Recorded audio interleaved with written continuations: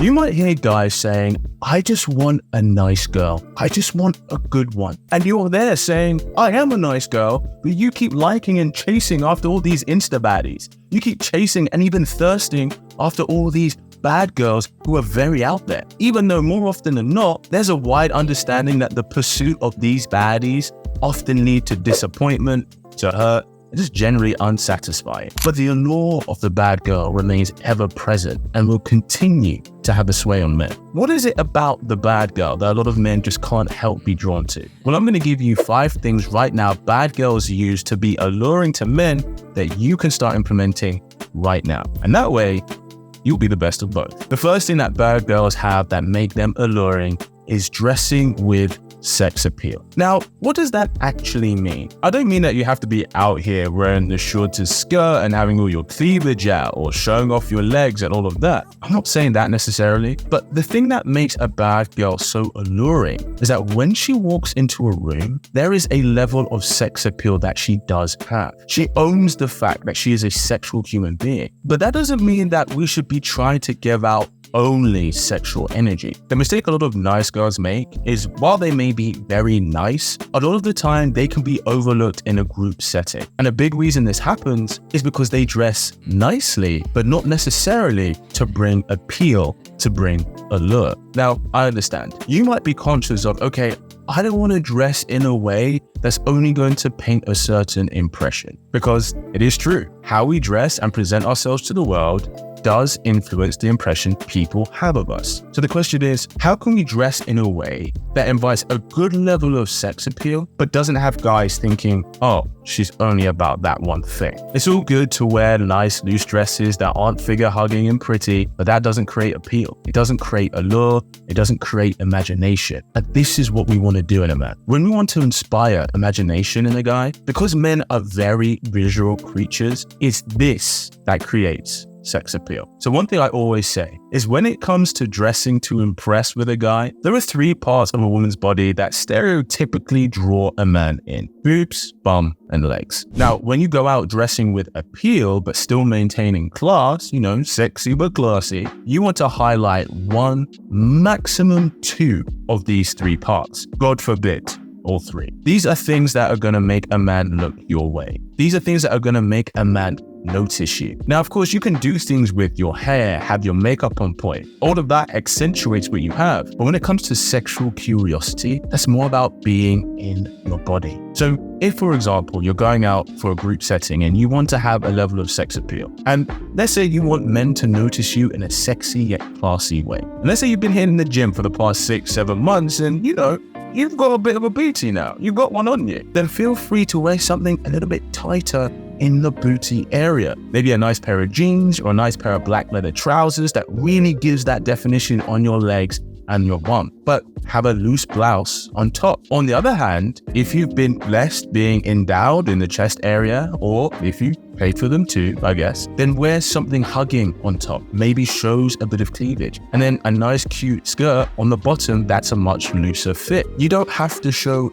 everything, and I'd never recommend that. But wearing clothes that show off what you have, at least a little, this is going to help in creating sex appeal with men that the bad girls are so good at doing. Next thing you can take from a bad girl is complimenting his masculine. The reasons bad girls seem to do so well with men on the initial front isn't because they're really attractive, but it's because they know how to appeal to his masculine side and his masculine pride. They know how to make a man feel strong, build his confidence, encourage the conqueror in him. They are masters at catering to the masculine ego, even if it is all for her own selfish desires and wants and even manipulation. And when I say complimenting his masculine, I mean using phrases like, oh, I feel so safe with you, or oh, you're so strong, or oh, you bring out this side to me. This is literally stroking a man's ego, so much to the point that he doesn't even realize if he's being taken advantage of or even manipulated. Now,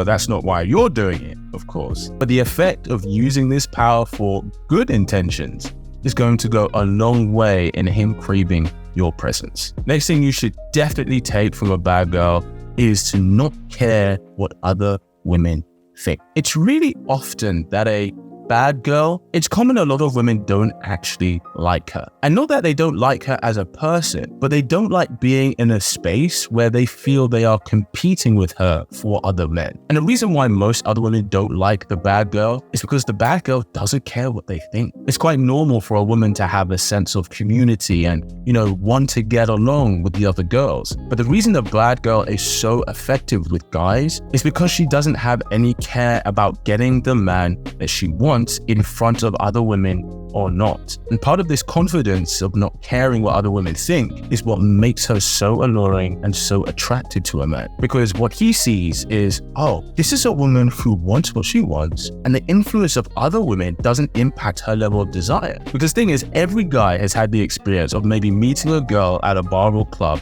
and maybe they're getting on, they're having good chat, they have a bit of a dance, everything is going well, and then one of her other friends takes her away as like, oh no, you can't go home with him, you can't talk to him, you're gonna stay with us. And then that girl just goes, okay, well, I guess because my friends say I can't talk to you, I can no longer talk to you and I'm no longer interested or even open to this. And while one perspective is that yes, she may be following her friend, the other perspective could be maybe the reason the friend is saying you shouldn't go with him is because maybe the friend doesn't want to be left on her own competing with other men. And don't get me wrong, it's understandable if the friend just wants to have a girl's night, but you may have missed out on a really good guy because she wanted you to prioritize being with the girls over making a new connection, purely because of this sense of wanting to fit in with the woman's narrative sense of community. Now, I'm not saying that women shouldn't stick together, but part of what makes a bad girl so seducing for a man emotionally, physically, and yes, even at times spiritually, is because she has the confidence to do what she feels she wants to do when she recognizes a man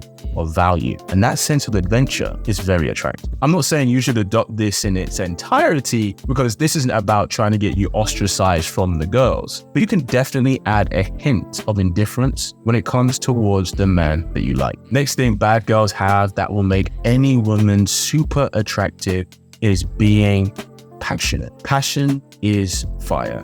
Passion is chemistry. Passion is intense. This isn't about being loud and having to be the center of attention. This is about being open to engage with people, being articulate in what you want to say, and having a sense of directness. In social situations, passion is most normal shown in how we communicate. How someone speaks, how they make eye contact says a lot about their sense of inner fire. Now, often when we're nervous or in a situation where maybe there's someone we want to notice us, it actually hastens our breath. We start to breathe a bit more shallow and can start to overthink the situation. So if you find yourself doing this, bring yourself back to center by just taking deep breath. Count to 4 breathing in, count to 4 breathing out. This just helps recenter you. On the other end of the spectrum, if you're finding it difficult to engage, you can be the one to ask the initial questions. Bad girls have no issue asking a man about himself, which actually can make him feel a bit nervous. If there's a topic you are passionate about, feel free to ask him about it. And actually, this will prove to be super engaging for you because you'll start showing that passionate side of you. Next thing you can take from bad girls is keeping things flirty. Many women take the approach of, well, a guy will flirt with me if he wants me, and so don't actually flirt themselves that much. And while true, there are some men who perhaps are overly flirtatious and she doesn't really need to do much, but many women don't know how to flirt or they're too scared to. Not the bad girl though. She knows how to flirt and she isn't shy about it. And other women around her doesn't dissuade her from being playful. Remember, she doesn't care, because when she has her eyes on a prey, no one stops her. Flirting creates appeal, creates wonder, creates curiosity. Now, when most people try to flirt, they are either all compliments, which is typically how guys flirt with women, showering her on compliments, or they are overly poking with comments, which can be typical of how some women flirt with men. And there can be a problem with both of these kinds of approach. If you're overly complimentary, while for most guys this can work, it doesn't always create that spark. It doesn't always create chemistry. This can have a guy go, oh yeah, she's really nice and really sweet, but that's not a guy going, oh, she's really sexy and she's alluring. Equally, just little comments to poke at someone to flirt doesn't always work either, because if that person has just met you, they may just think you're mean or you're a rude person, that you take pleasure in trying to poke at people, and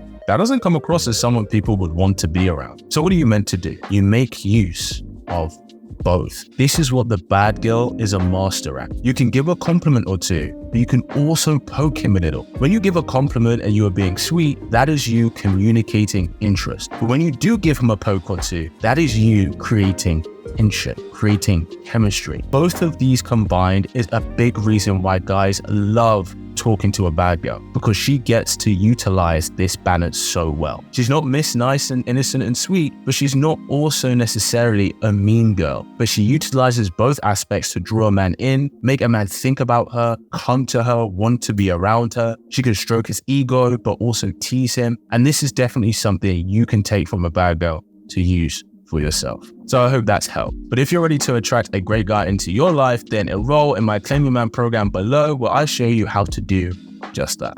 Thanks for tuning in. And as always, keep it slick.